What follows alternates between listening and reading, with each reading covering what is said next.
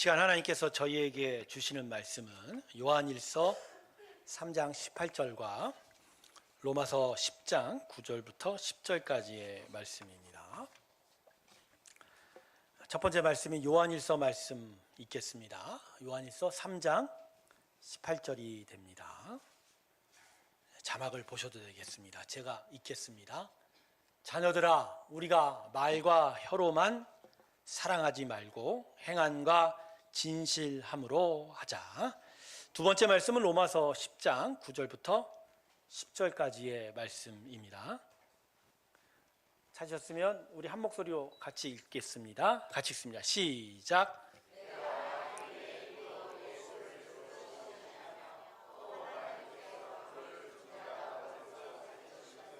내 마음에 믿으면 구원을 받으리라.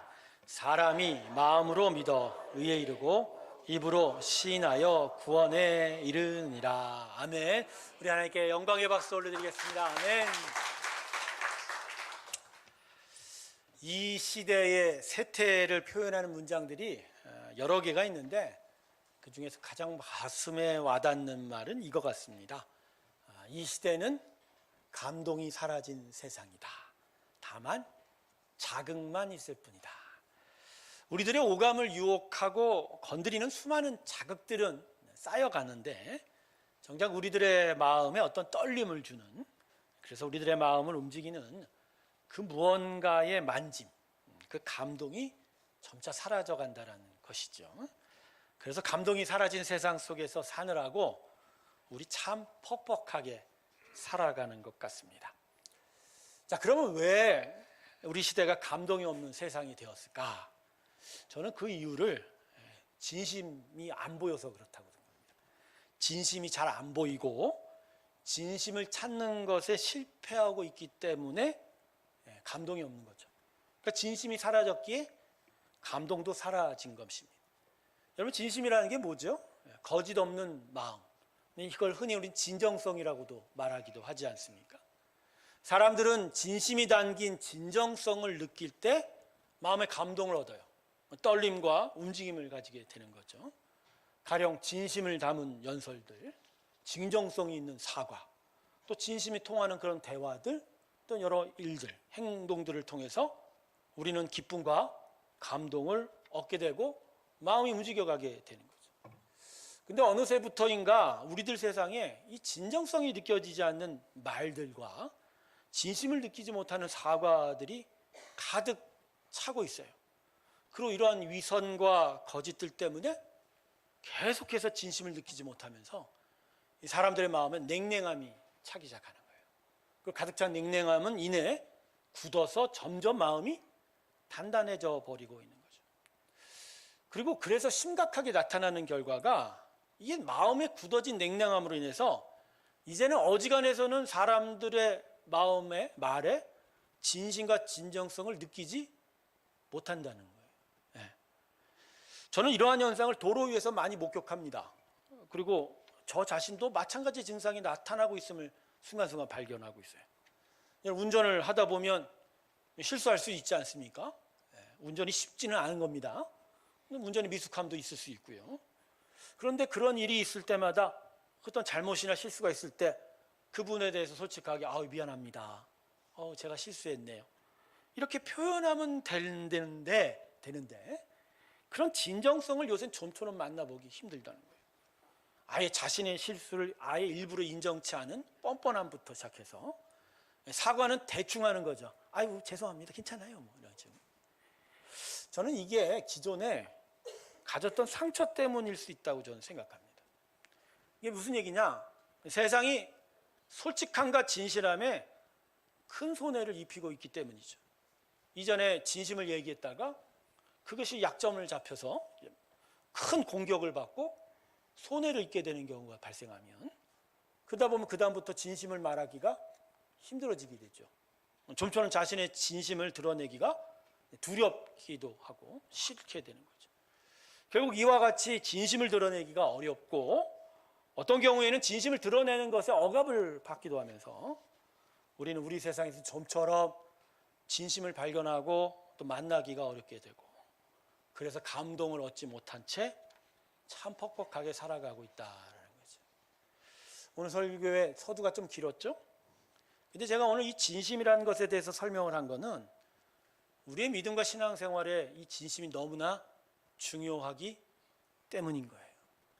우리들 사이의 일들에 있어서 진심을 통해서 어떤 마음의 감동과 떨림과 어떤 움직임을 가지게 되는 것과 마찬가지로 우리의 진심은 참된 믿음을 이루는 것이고 우리의 진심이 담긴 참된 믿음은 하나님의 마음을 움직이기 때문인 것입니다.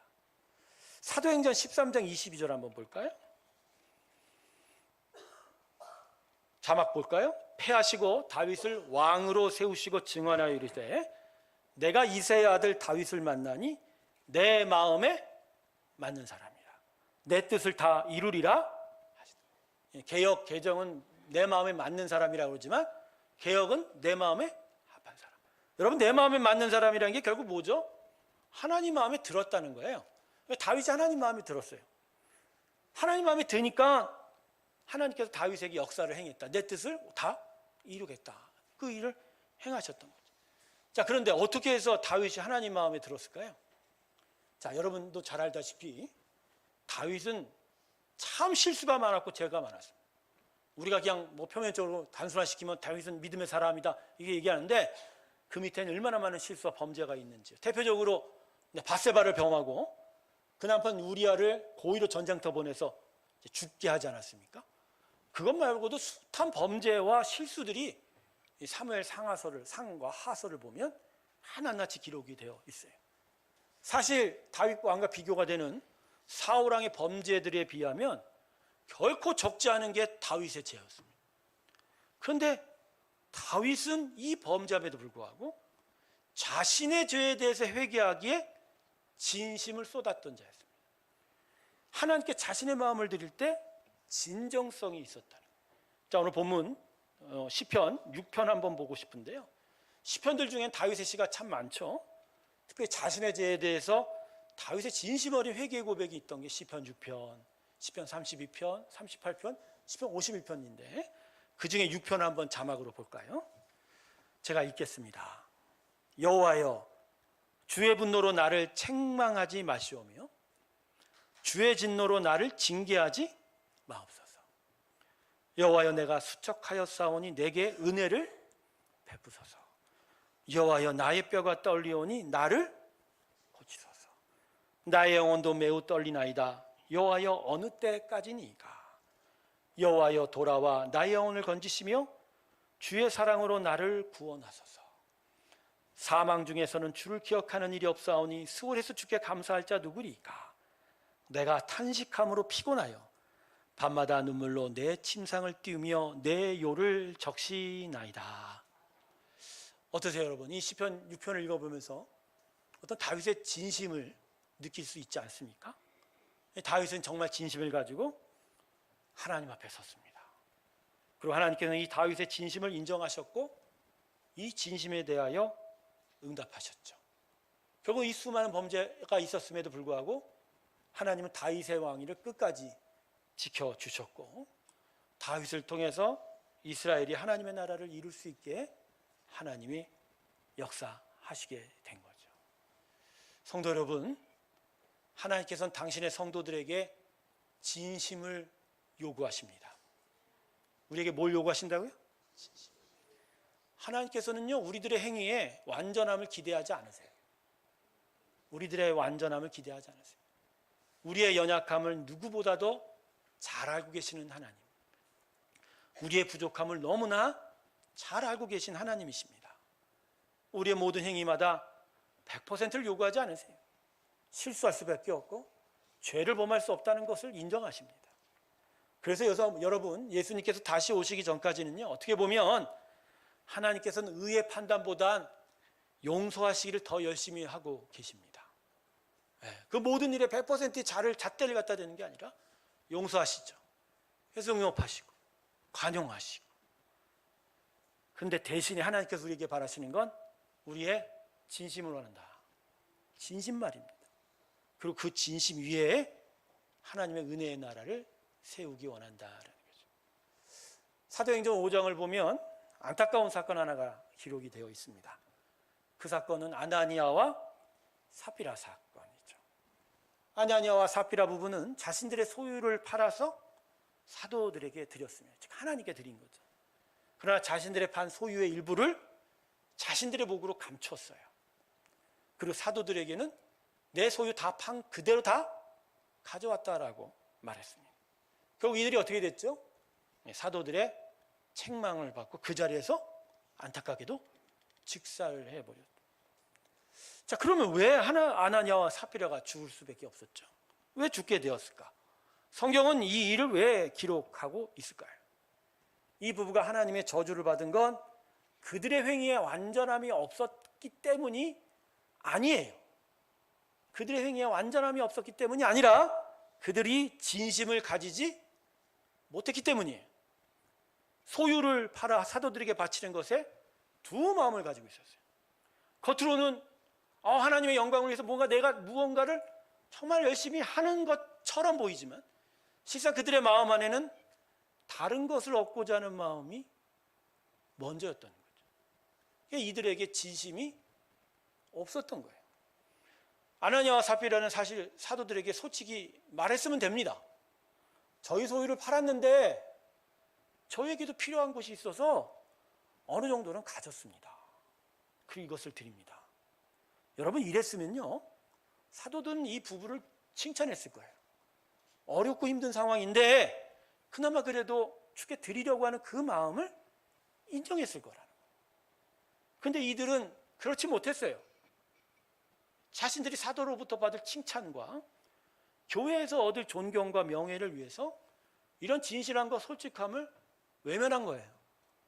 그들 앞에, 사람들 앞에 내가 어떻게 보여질 것에 대해서만 마음을 가지고 이 진심이 아니죠.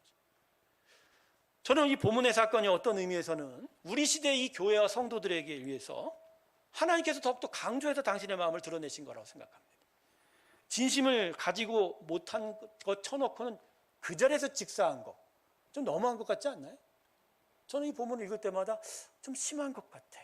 이런 강언을 하면 우리들도 사실은 오늘 이 자리에서 직사할 사람이 저도 죽어야 되나요? 그런데 왜 이걸 기록하셨을까? 당신의 교회와 성도들에게 진심이 중요하다는 걸 강조하고 있는 거예요. 그래서 여러분 믿음은 진실된 마음으로 하는 겁니다. 진실된 마음. 마음에 품은 생각과 고백이 그대로 삶으로 나타나는 거예요. 마음에 가진 생각과 고백이 삶의 행위와 다르게 되면 그걸 믿음이라고 할 수 없는 거예요. 그래서 오늘 첫 번째 본문이 요한일서 3장 18절이 이렇게 말합니다. 자녀들아, 우리가 말과 혀로만 사랑하지 말고 어떻게 하라? 행함과 진실함으로 하라. 진심이 담겨져 있어야 돼요. 물론 연약하고 부족하기 때문에 성경이 가르치는 거 다 못 따라갑니다. 아까도 얘기했죠. 하나님이 우리가 다 따라올 거라고 생각할까요? 하나님의 뜻을 다 행할 수 없는 것이 당연할 것입니다. 하지만 적어도 믿는다고 하면 믿음의 고백이 이끄는 길로 방향을 잡기는 해야 되는 거 아닌가요? 믿는다는 고백이 가르치는 방향으로 몸의 방향은 틀어야 하지 않습니까? 가령 여러분 누가 나 어디 가자 했을 때 같이 가자 해놓고서 자기는 오히려 몸을 뒤틀고 더 뒤를 바라보면 그 가자는 말이 진심일까요? 어떤 모임에서 한 남자한테 당신은 다시 태어나도 당신의 아내를 사랑하겠습니까? 물어봤더니 이 남자가 그랬답니다. 그럼요. 나는 내 아내를 다시 만날 겁니다. 사랑할 겁니다. 그때 그 사람이 그랬대요. 당신의 아내는 아니라고 말하던데? 근데 이 남자가 뭐라고 그런 줄 아세요? 그러면 내가 고맙지. 여러분 믿는다고 하면 그 믿음의 고백이 가르치는 방향에 내 몸이 틀어져야 돼, 안 틀어져야 돼? 틀어져야죠. 근데 말을 해놓고 뒤돌아서면 틀리는 거죠. 그러니까 오늘 이 요한일서 3장 18절도 사랑한다고 말한다는 거예요. 그럼 그것을 하려고 하는 몸부림이 있어야 되죠. 그 사랑을 실천하기 위한 무언가가 나타나야 되는데 비록 지금 당장 다 보여줄 수는 없지만 적어도 그 사람을 사랑하기 위해 몸의 방향을 바꾸는 일은 있어야 하는 거 아닌가. 저는 그래서요, 할 수 있는 마음이 없는데도 믿는다고 말하는 건 믿음이 아니라고 봅니다. 우리들 중에 할 수 없는 거 알거든요. 자기 마음이 없어요. 근데도 믿는다고 말해요. 왜 그럴까요? 뭐 첫 번째는 걔 옆에서 하니까 덩달아서 하는 수도 있겠고, 이게 안 좋은 건데 내가 다른 사람한테 이렇게 보이고 싶은 거예요. 보이고 싶은 거예요. 내가 뭔가 믿음이 있고 내가 뭔가 의미가 있고 가치가 있는 사람이라는 걸 보여주고 싶은 거예요. 근데 그래도 그렇게 만든 이유가 있어요. 뭘 못하면, 부족하면 자꾸 정죄를 하니까. 막 심각하게 정죄를 하니까. 그러니까 두 가지가 다 상호작용을 일으켜요. 그래서 마음은 없는데 뭐라 그래요? 믿습니다. 믿긴 뭘 믿어요? 그런 마음이 없는데. 오히려요, 아직 제가 부족합니다. 제가 못 따라가겠어요. 이걸 하나님께 드리는 게 오히려 믿음입니다. 물론 마음의 거역과 불순종으로 못 가겠다 하는 것은 다른 얘기고, 아직은 부족합니다. 하나님, 아직은 못하겠어요. 근데 이 말이 왜 믿음인 줄 아세요? 이걸 하나님께 드리는 건 자신의 겸손함이 있을 뿐만 아니라 자신의 빈 곳에 하나님이 채우심을, 그 도움을 바라는 마음이 있기 때문입니다. 할렐루야. 여러분, 그래서 여러분, 내 마음의 깊은 마음과 다른 입술의 고백은 아무 의미가 없어요. 남한테 보여주려고 하지 마세요. 믿음은 하나님 앞에서 먼저 쓰는 겁니다. 할렐루야. 남한테 보여주지. 이게 나중에 여러분과 설교할 일인데, 믿음에 있어서 잘못된 열매가 나타나요. 비평 말입니다. 교회 성도가 없고 교회 목회 비평가들 만들어놔요. 은혜는 기본적으로 제 자신을 보는 거예요. 남이 못하고 남이 실수한 게 중요한 게 아니에요. 내 자신이 부족한지를 먼저 보는 거예요. 그리고 거기에 나의 부족함을 채우는 하나님의 은혜의 풍성함을 기대하는 겁니다. 할렐루야. 이게 믿음인 거예요. 이게 믿음인 거예요. 그래서 여러분, 예수님께서 성전에 들어가셨을 때 성전 뒤편 그 기둥 뒤에서 남몰래 눈물을 흘리면서 통곡하던 세리는 칭찬하시고, 남들 앞에서 자기를 뽐냈던 바리새인들을 향해 날카로운 질책을 하셨어요. 여러분, 이유가 뭔지 아세요? 이게 바로 진심 때문이에요. 여러분, 겉보기에는요, 바리새인들이야말로 그 행위가 얼마나 훌륭합니까? 기도를 잘하지, 선행을 열심히 하지, 사람들 앞에서 얼마나 긍휼한 모습입니까? 세리가 어떤 사람입니까? 당시에 로마 제국의 앞잡이가 돼서 동족 이스라엘의 피를 빨아먹은 세금 증손 아니에요. 당연히 세리가 나쁜 놈이죠. 근데 예수님이 뭐라고 그랬어요? 세리는 칭찬한 거예요. 왜? 그의 행위의 안전함이 아니라 그의 마음에 뭐가 있었다? 진심. 근데 왜 바리새인을 질책하셨죠? 진심이 없는 거예요. 하나님을 섬긴다, 영광을 드린다 하지만 사실 그들 마음에는 하나님이 아니라 자기, 날 높이고 싶은 마음뿐이었던 거예요. 여러분, 그렇습니다. 믿음의 삶은 뭐로 한다? 진심으로 한다. 할렐루야. 진심으로 하는 게 믿음인 거예요. 그래서 오늘 두 번째 말씀인 로마서 10장 9절과 10절은 이 같은 믿음의 진심을 보다 더 분명하게 우리에게 가르쳐주고 있습니다. 우리는 이 말씀에서 10절은 잘 기억하고 있어요. 마음으로 믿어 의에 이르고 입으로 시인하여 구원에 이른다. 할렐루야. 근데 이 말씀 이해할 때 너무 대충 이해하고 있는 것 같아요. 마음으로 믿는다는 것의 의미와 입으로 시인한다는 것의 의미를 자기 편의적으로 대충 해석해요. 가령 마음으로 믿는다, 이거 어떻게 해요? 그냥 내 마음으로 그냥 받아들이면 돼. 그냥 예수님 믿어 하면 되는 거, 그죠? 입으로 시인한다는 거, 그냥 입술로 아멘 하면 되지 뭐. 여러분, 이런 생각에는요, 일단 덮어놓고 믿으면 나중에 믿음을 가질 수 있다라고 하는 이상한 논리가 있는 거예요. 여러분, 믿음은 시간이 가면 갈수록 사라져요. 그냥 있으면 믿음이 자라요, 안 자라요? 이상한 진화론자들이 있어요, 교회 안에. 시간이 가면 믿음은 자란다고 생각하는 사람들이 있어요. 절대 안 그래요. 거기다가 도대체 무엇을 믿어야 할지를 제대로 모르는 어리석음까지 있는 거예요. 여러분, 그래서 이 10절을 이해하려면 9절과 같이 붙어야 돼요. 뭘 믿어야 하는지를 9절이 이야기해 주고 있는 거예요. 자, 9절 한번 다시 보시죠. 9절 말씀 여러분 다시 읽어주시겠습니다. 시작.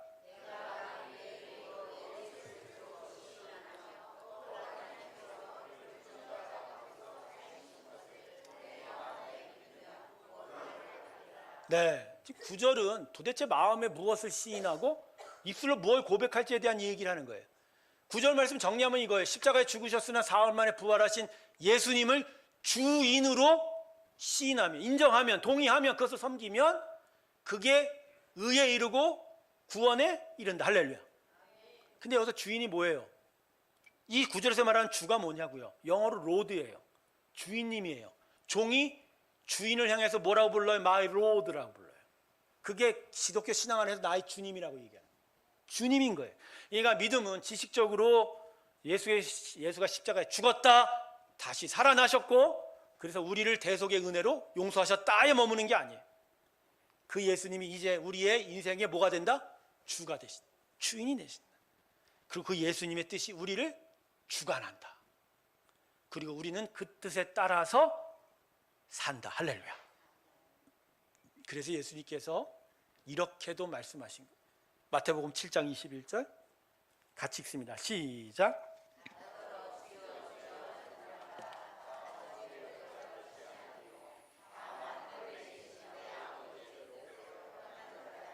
들어가리라. 아멘. 여러분, 이건 행위의 완전함이 아니고요, 진심에 대한 이야기예요. 진심으로 믿지도 않고 기대도 하고 소망하지도 않으면서 입술로 주여 주여 한다고 해서 믿는 것이 아니라는 거죠. 진심으로 마음에 주라고 고백하고 그 주인 되신 예수님의 뜻대로 살아가는 나의 삶의 방향들이 나타날 때 비로소 하나님은 우리를 인정하신다. 성도 여러분, 하나님께서는 우리 진심에만 당신의 마음을 움직여 주실 겁니다. 그냥 말로만 예수 믿는다고 해서 우리가 하나님의 복 가운데 있지 않을 거라는 거예요. 제가 계속 새로운 교회 계속 가르치고 반복했던 것 중에 하나가 뭐죠? 기복신앙, 번영신학, 이거 유사 사이비 신앙이다. 이단보다 더 심각한 거다. 이단보다 더 심각. 이런 신앙은 하나님 앞에 설 자리가 없는 거예요. 여러분, 기복신앙이 뭐죠? 복만 구하는 거. 번영신앙은 뭐죠? 예수 믿으면 내가 번영하게 될 거라고. 여러분, 이건 말로만 하나님 섬긴다고 그러는 거지 사실 그 마음의 진심은 뭐죠? 하나님이 아니라 자기 자신에게 있는 거예요. 내가 복받고자 하는 마음이 먼저인 거예요. 이 사이비 신앙의 문제는 결국 그 마음의 진심이 하나님이 아니라 누구라고요? 자기 자신인 거예요. 하나님이 주인이 아니라 내가 주인이 돼서 내 영광을 내가 받는 거예요. 이런 신앙이 성립이 될까요, 안 될까요? 오늘 로마서 이 10장 9절과 10절 말씀으로 성립이 됩니까, 안 됩니까? 물론 피조물은 창조자의 주권과 복 가운데 있어야 되죠. 그걸 하나님이 아세요. 당신의 자녀와 백성들에게 축복하십니다. 할렐루야. 그러나 그 백성의 기본적인 자세는 복이 아니라 뭐죠? 진심으로 하나님을 섬기는 거예요. 오늘 이 예배에 진심으로 섬기는 예배의 인애가 있길 주님의 이름으로 축원합니다. 우리 모두가 다 예배 때 하나님만 보시죠. 근데 혹시 내가 오늘 하나님께 받을 복을 먼저 기대하고 나오신 건 아닌가? 제가 그래서 여러분에게 얘기했죠. 예배는 드리는 게 중요한 게 아니라 그분이 받으시냐가 중요한 거다. 어떤 청년 하나가 예수님을 찾아와서 어떻게 해야 영생을 얻을 수 있을까라고 물어봤습니다. 그러자 예수님께서 이 청년에게 뭐라고 말씀하시냐면 내 소유를 팔아 가난한 자들에게 주라. 그랬더니 이 청년이 그냥 싹 도망갔어요. 마태복음 19장 22절은 이 청년의 되돌아간 모습을 이렇게 기록하고 있습니다. 그 청년이 재물이 많음으로 이 말씀을 듣고 근신하며 많은 사람에 둘러싸인 예수님 앞에 자기 자신을 드러내고 싶은 거예요. 그래서 뭔가 나는 다르다. 영생을 추구합니다. 이 영생을 얻으면 어떻게 합니까? 내가 어려서부터 율법을 다 지켰습니다. 이렇게 자랑하자 예수님이 그의 마음을 들춰내고자 물어보시는 거예요. 재물을 팔아. 지금 진짜 너 하나님을 섬기고 영생을 구하는 게 맞냐? 라고 물어봤더니 이 청년이 자기 진심을 드러낸 거예요. 이 청년은 영생을 구하는 게 아니라 재물로 인한 자기 복말입니다. 자기 인정, 자기 자랑.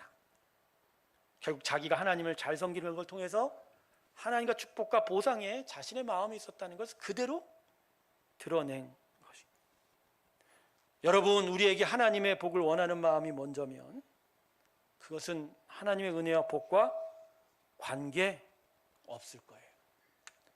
대신에 이미 받은 하나님의 은혜와 복에 감사하면서 내가 진짜 하나님만을 높이고 예배하기를 원한다면 그 인생은 계속 하나님의 은혜와 복 가운데 살게 될 것입니다.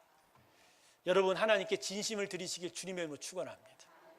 네, 하나님은 우리의 진심 위에서 움직이시니까. 신명기 6장 3절부터 5절 말씀 한번 볼까요? 이 말씀은 구약 수많은 율법 중에 핵심이라고 알려진 쉐마라는 거예요. 들으라가 쉐마라고 그랬죠. 근데 이 들으라, 이 쉐마 아운에 율법의 중심, 핵심, 즉 하나님의 마음이 뭔지를 분명히 드러나고 있어요. 3절 볼까요? 이스라엘아, 듣고 삼가 그것을 해라. 무언가를 행해야 돼요. 그러면 내가 복을 받고 내 조상의 하나님 여호와께서 내게 허락하신 것 같이 젖과 꿀이 흐르는 땅에서 내가 크게 번성, 뭔가 복을 받는데요. 근데 4절 보십시오. 이스라엘아, 들으라. 우리 하나님 여호와는 오직 유일한 여호와시니 5절 뭐라고 할까? 같이 읽습니다. 시작.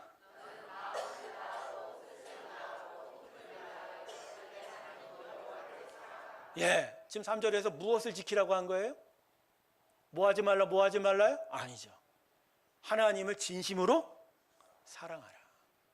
그 사랑을 너희에게 있으면 나는 너희 가운데 복을 내리리라. 할렐루야.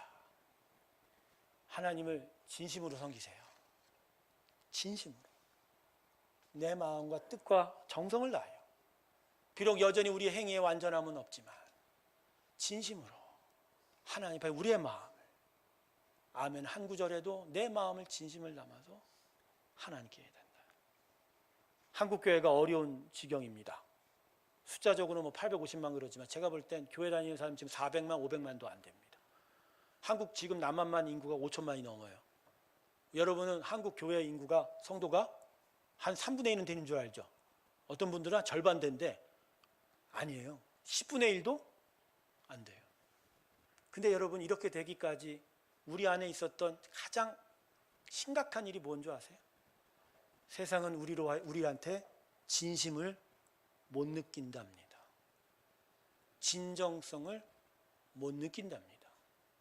거룩을 말하고 사랑을 이야기한 교회가 오히려 자기 자신들의 모순에 빠지고 오류에 빠지고 수많은 죄악들을 행하는 것들이 너무 많이 드러나니까 이제 교회가 하는 말이 분명히 예수에 대해서 이야기함에도 그 말하는 것에 뭘 못 느낀다고요? 진심. 여기서 우리 고민해야 돼요. 우리가 진짜 진심으로 예수 믿었는지 말입니다. 혹시나 내가 받을 복 때문에 하나님께 찾아왔지, 저 우상 숭배와 같은 일들이 우리에게도 여전히 같이 되어 가고 있는 것 뿐이지, 우리가 진짜 하나님의 은혜와 사랑을 진심으로 사모하고 그것들을 이 세상에 알릴 수 있었을까? 여러분, 우리에게 이제 진심이 필요해요. 진심이 필요해요. 그러기에 여러분, 하나님 앞에 솔직하셔야 돼요. 못할 땐 못한다고 얘기하세요. 하나님은 결코 화내지 않으십니다. 부족합니다. 내가 아직 못 따라가겠어요 라고 얘기하세요. 내가 무엇인즉, 내가 뭐 가진즉 사람들 앞에 보여주는 건 이제 그만하셔야 됩니다. 저는 하나님 앞에 쓸 때마다 목사로서의 사명과 그 길에 대해 고민을 합니다. 교회 많은 일들에 대해서 기도합니다만, 그러나 정작 제가 하나님을 더 가까이 가는 말은, 하나님 아직도 제가 부족합니다. 연약합니다. 내가 할 수 있는 일이 없는 것 같아요. 못할 것 같아요. 힘이 듭니다. 하나님, 나를 어떻게 하시겠습니까? 자랑하고 나를 뽐내고 나를 드러내는 것보다 하나님 앞에 내 진심을 말했을 때 하나님의 마음을 느낄 수 있습니다. 너의 진심 가운데 내가 함께하리라. 근데 그게 더 두려운 거예요. 내가 진심을 갖지 못했을 때 하나님은 움직이지 않을 것이다라는 생각이 가끔 들 때 정말 마음에 어떤 큰 찔림을 받기도 합니다. 성도 여러분, 하나님께서는 우리의 진심에만 움직이세요. 우리의 거짓과 우리의 위선에서는 역사하지 않으세요. 더더욱 한국교회가 어려운 이 시대에 한 개인의 한국교회 성도들에게 요구하는 건 행위의 완전함이 아닌 것 같아요. 진실함인 거예요. 못하고 부족하고 못 따라가도 내가 진짜 하나님 앞에서 부족한 죄인이고 아직도 도움이 필요한 자임을 진실되게 고하는 그 세리의 눈물과 회개가 바로 하나님이 우리를 통해서 당신의 영광을 다시 드러낼 수 있는 일이 될 것이다. 사랑하는 새로운 교회 성도 여러분, 진심으로 주께 달려가십시다. 진심으로 주님께 아멘을 하고 고백하기를 주님의 이름으로 축원합니다. 말씀을 정리하겠습니다. 하나님께서는 우리들의 마음을 너무나 잘 알고 계세요. 우리 마음의 진심이 무엇인지를 우리보다 잘 알고 계세요. 우리의 입술의 말과 고백에 그래서 결코 속지 않을 것입니다. 겉으로 번지르한 말들에 하나님께서는 결코 속지 않으십니다. 우리 안에 무엇이 진심인지 무엇이 가짜인지는 하나님이 아십니다. 여러분 다시 기억하십시오. 믿음은 진심입니다. 두 마음이 아닙니다. 여러 마음들이 아닙니다. 하나님을 사랑하고 진심으로 그분을 향하여 나아가는 하나의 마음이 믿음인 것을 기억하시면서 그런 믿음을 달라고 기도하시고 그런 믿음의 방향을 향하여 나의 영혼의 눈과 얼굴이 향하기를 주님의 이름으로 축원합니다. 기도하겠습니다. 하나님, 우리 안에 진심이 필요합니다. 진심을 갖기 원합니다. 진정한 마음으로 하나님을 사랑하는 우리의 믿음을 이루어 주시옵시고 우리의 이 진심을 통해서 하나님의 역사와 감동들이 나타나게 하여 주시옵소서. 감사드리며 예수님의 이름으로 기도드립니다.